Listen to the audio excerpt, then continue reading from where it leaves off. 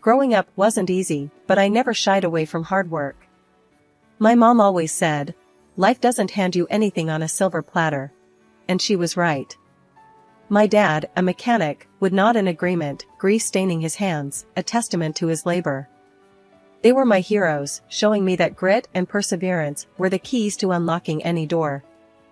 I started working as soon as I could, juggling school and part-time jobs. My friends were into parties and goofing off, but I had bigger plans. "Why you always hitting the books so hard, Ella?" they'd ask, lounging around with that carefree look I envied but couldn't afford.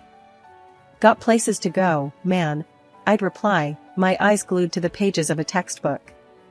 "Can't stick around here forever." My teachers noticed. "You've got a sharp mind, Ella," Mr. Jenkins, my high school English teacher, said one day after class. "Don't let anyone dull your sparkle." "Thanks, Mr. J," I replied, the praise fueling my drive. I wasn't just aiming to get out, I was aiming high. High school was a blur of exams, work shifts, and a relentless determination. When I landed a spot in the special program at the state college, it felt like the universe finally tipping its hat to me. "You did it, kiddo," my mom said, her eyes misty. "Knew you would." College was a different ballgame. I studied psychology, fascinated by the human mind. I wanted to understand people, help them navigate their messes. It wasn't long before I started interning, getting a feel for the real deal.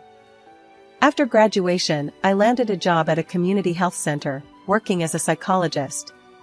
My focus was children and their families, each case a new puzzle to solve. The work was tough, emotionally draining, but seeing a kid smile after a session, or a parent breathe easier, made it all worth it. Then there was this one case that got to me. An 11-year-old girl with pyromania, Emily.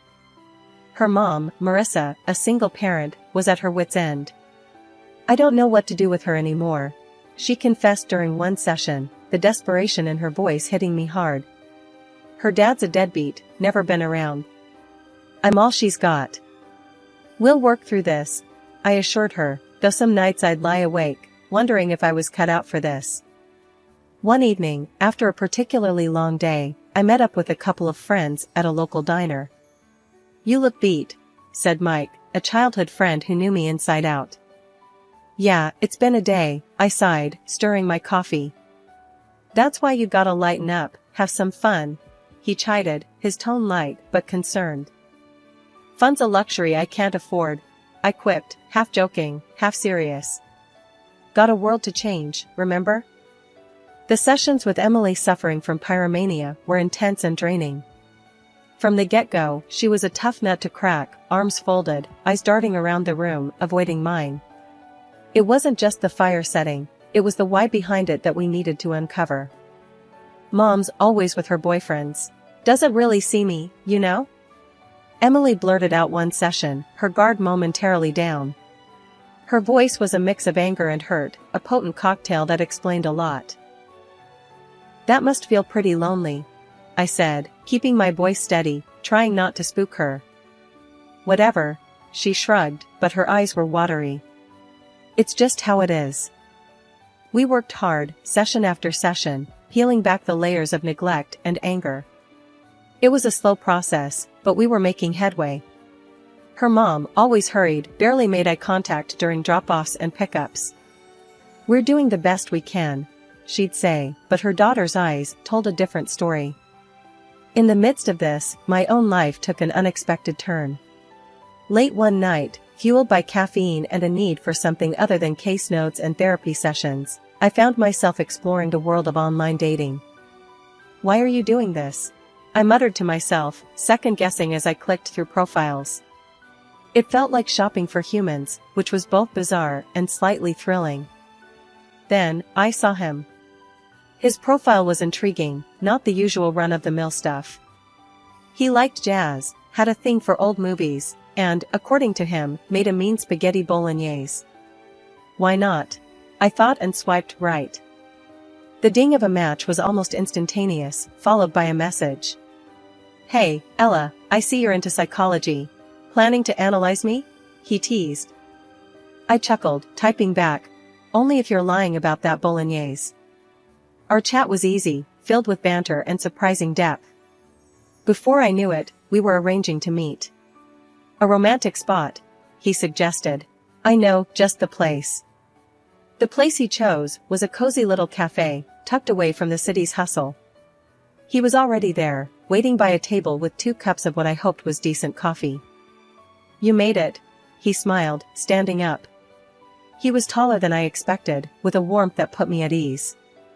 Wouldn't miss it, I managed, hoping my smile looked more confident than I felt. We talked for hours. It was one of those rare, effortless conversations that you don't want to end. He was fascinating, sharing stories of his travels, his work, and his love for jazz. What about you? He asked, genuinely interested. What drives you? Helping people, I said without hesitation. There's something about understanding the human mind, you know? Makes the world seem less chaotic. He nodded, his eyes reflecting a respect that made my heart skip a beat. That's impressive, he said earnestly. As the evening wound down, he walked me to my car. I had a great time tonight, he said, his voice soft in the dim light. Would you be interested in doing this again? I nodded, my heart racing. I'd like that. Great, he smiled, his eyes crinkling in a way that made my knees weak. I'll call you, Ella. And he did.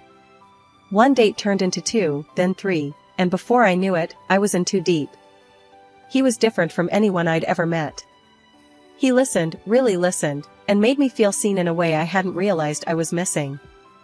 6 months flew by, and one night, as we watched the stars from his rooftop, he asked me to marry him. It was sudden, crazy even, but it felt right. Yes, I whispered, the city lights twinkling below us like a promise of something new and terrifyingly beautiful. My friends were skeptical. Are you sure about this? Mike asked one evening, his concern palpable. You've only known him for a short while. I've never been sure of anything, I replied, my decision firm. I was ready to start this new chapter, to explore this unexpected connection that had blindsided me in the best possible way. Life took a quaint turn right after we said, I do. My husband, with his steady job, was raking in enough dough to keep us comfy, cozy even.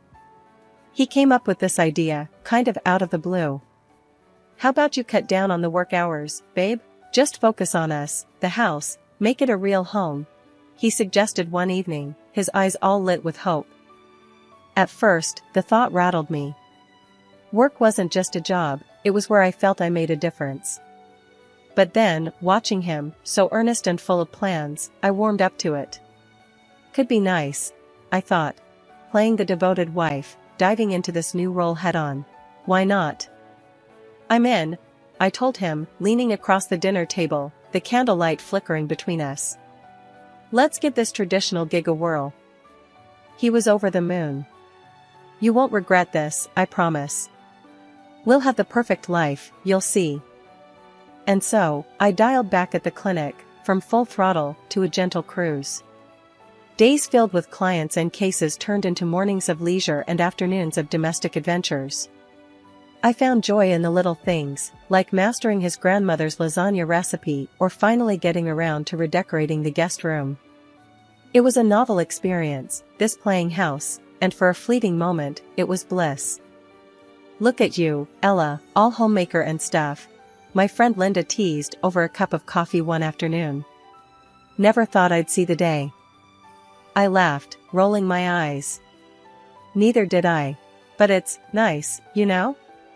Being there, really being there for him. Yeah, till he gets used to being waited on hand and foot, she quipped, her tone light but her gaze sharp. I shrugged off her caution, lost in the novelty of my new life. But the universe has a funny way of flipping the script just when you think you've got your lines memorized. Not long after, the shift happened. My husband came home, his face drawn, the light in his eyes dimmed. Ella, we need to talk, he began, the words hanging heavy between us. What's up? I asked, trying to keep the worry out of my voice. I put down the dish I was drying and turned to face him, noticing the lines of stress etched across his forehead. It's my job, There's been cuts. My hours, my pay, it's all been slashed, he confessed, finally meeting my gaze. The despair in his eyes was something I hadn't seen before. My heart sank. Okay, we can work through this, I said, more to convince myself than him. I'll pick up more hours at the clinic. We'll cut back on some stuff. It'll be tight, but we can manage. He nodded, looking somewhat relieved, but the tension between us didn't dissipate with the decision. If anything, it marked the beginning of a change that neither of us had anticipated. The following weeks were a blur of work, stress, and silent dinners. My return to full-time hours meant dealing with more cases, more responsibilities, and less time at home. The balance we had found, the rhythm of our life together, was thrown off kilter. "You're always at work, Ella," he complained one evening, his tone sharper than I'd expected. "When you are home, you're too tired to even talk." I bristled at the accusation. "Well, someone's got to keep us afloat," I shot back, my fatigue boiling over into frustration. "I don't see you jumping to find a solution." One day, coming home later than usual, I found him on the couch, the TV blaring some show he wasn't watching. The house was a mess, dishes piled up, and it looked like no effort had been made to do anything. My patience, worn thin by a long day of back-to-back sessions, snapped. "This place is a mess. Do you even care anymore?" I asked, frustration boiling over. He turned off the TV and stood up, his expression darkening. "Why should I? It's not like you're ever here to see it." That hurt. More than the mess, more than the tired arguments. It was the indifference, the resignation in his voice, that cut me the deepest. "We agreed to this. We agreed that I would work more to help us through," I reminded him, my voice trembling with emotion. "Yeah, well, maybe that was a mistake," he retorted, his words like a slap in the face. Things started to get real weird at home. My husband began changing. Coming home late, smelling like he'd bathed in a perfume store. I tried to brush it off, telling myself, "Nah, he's just stressed from work." But deep down, I knew something was up. One night, he came home later than usual, reeking of some fancy perfume. "Where've you been?" I asked, trying to keep my voice steady, but it trembled anyway. "Work, where else?" He avoided my gaze, heading straight to the shower. "Since when does work smell like a flower shop?" I muttered to myself. That night, I couldn't sleep. The bed felt too big, his excuses too thin. The next evening, when he came home late again, I decided to confront him. "This has to stop," I said, blocking his path to the shower. "What's got into you?" He tried to sidestep me, but I stood my ground. "The late nights, the smells, the lies. What's going on?" My voice cracked, betraying my attempt at toughness. He sighed, a sound of defeat. "It's just work, Ella, okay? Things are complicated." "Complicated how?" "You're smelling like someone else's perfume." I shot back, anger rising. He didn't respond, just shrugged and said he was tired, walking past me. But I wasn't about to let it go. The doubts, the suspicions, they were eating at me. I had to know the truth. The decision came easy, but felt heavy all the same. I called a private investigator the next day. "I need to know what my husband's up to," I told the voice on the other end, feeling like a traitor for even saying it out loud. The PI was all business. "We can start tailing him tomorrow. It'll cost you, though." "Do it," I said without hesitation. Money was tight, but I needed peace of mind more than I needed cash. The waiting was the hardest part. Every time he left the house, I wondered if he was meeting her. Whoever she was. And every time he came back, acting like nothing was wrong, I felt more like a fool. It was 2 weeks of agony before the PI got back to me. "Got something you'll want to see," he said, his voice grim. We met in a coffee shop, the kind of place you'd never look twice at. He slid a folder across the table to me. The photos inside made my heart stop. There he was, my husband, all smiles and laughs with a woman I recognized instantly, Marissa, the mother of one of my young clients dealing with pyromania.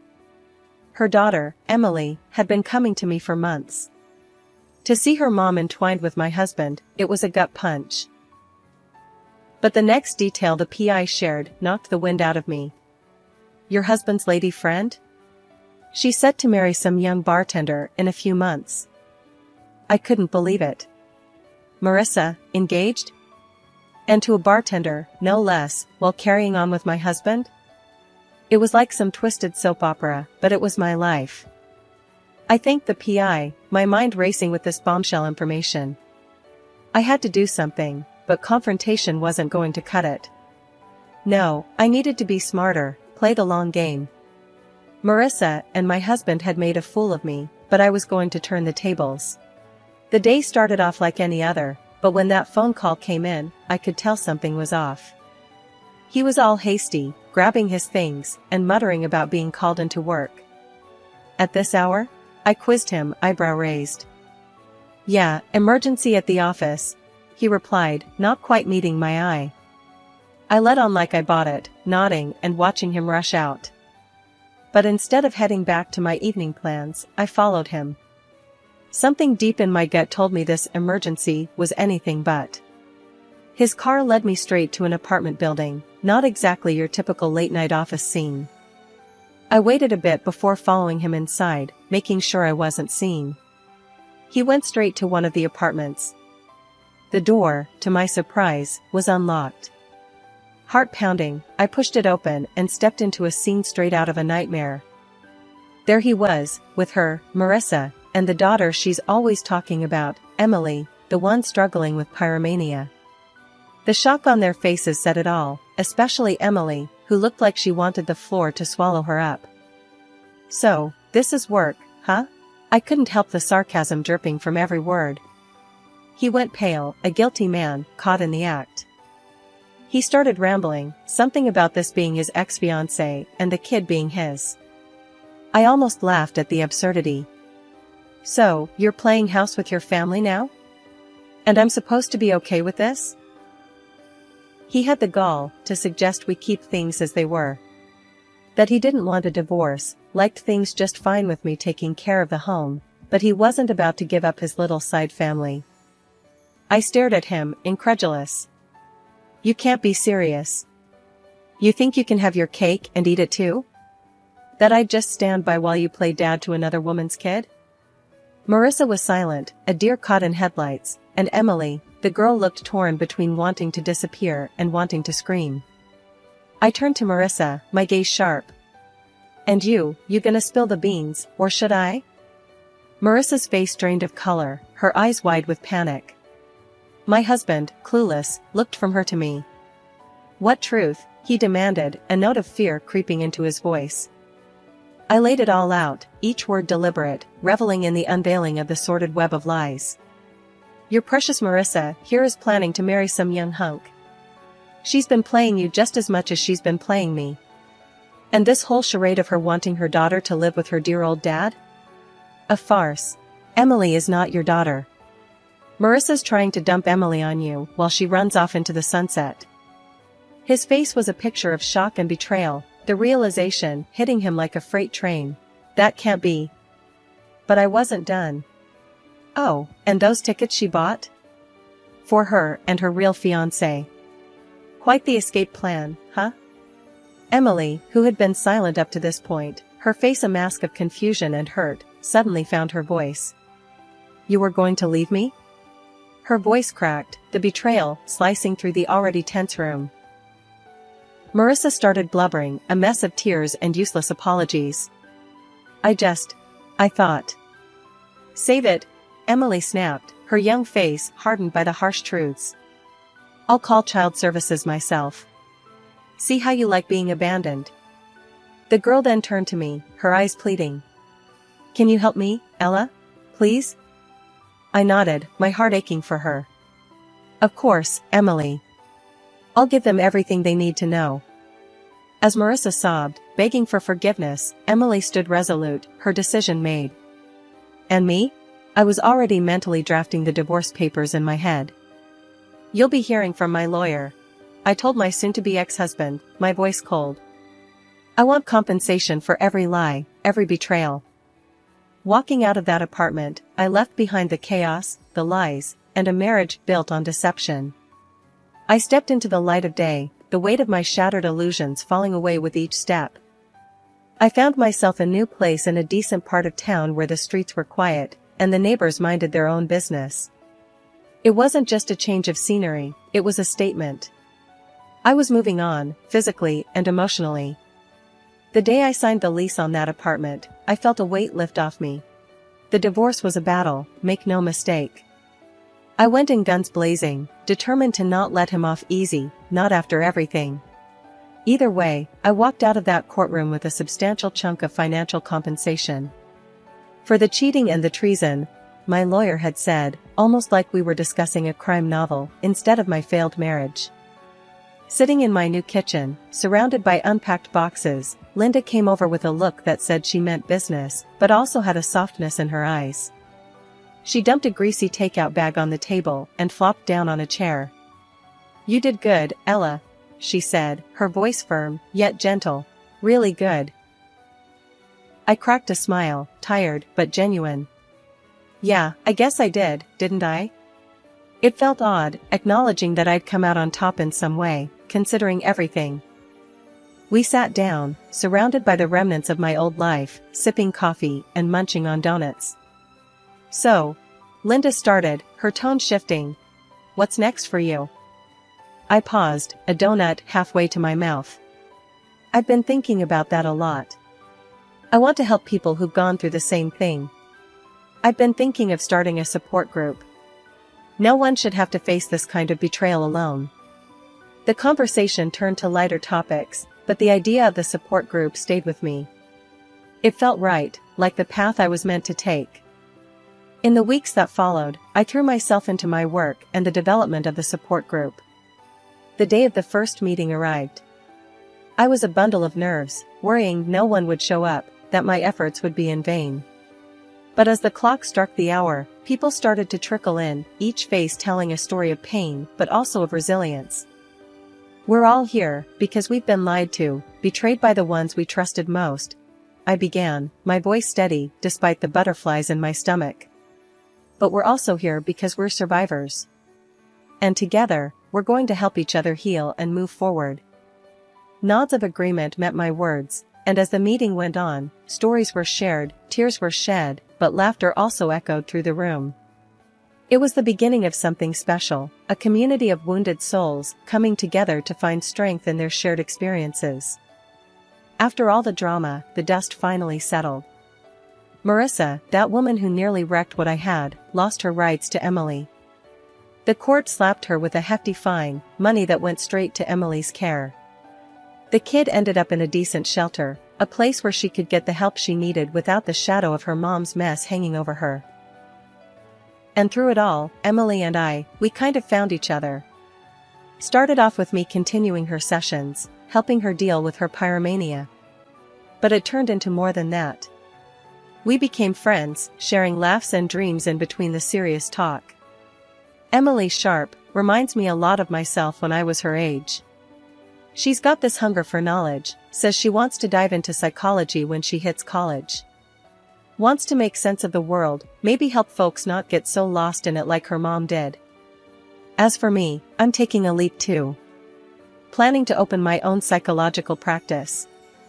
It's been a dream for a while, and now, with everything that's happened, it feels like the right time. A place where I can do some good, offer a beacon to those adrift in their own storms.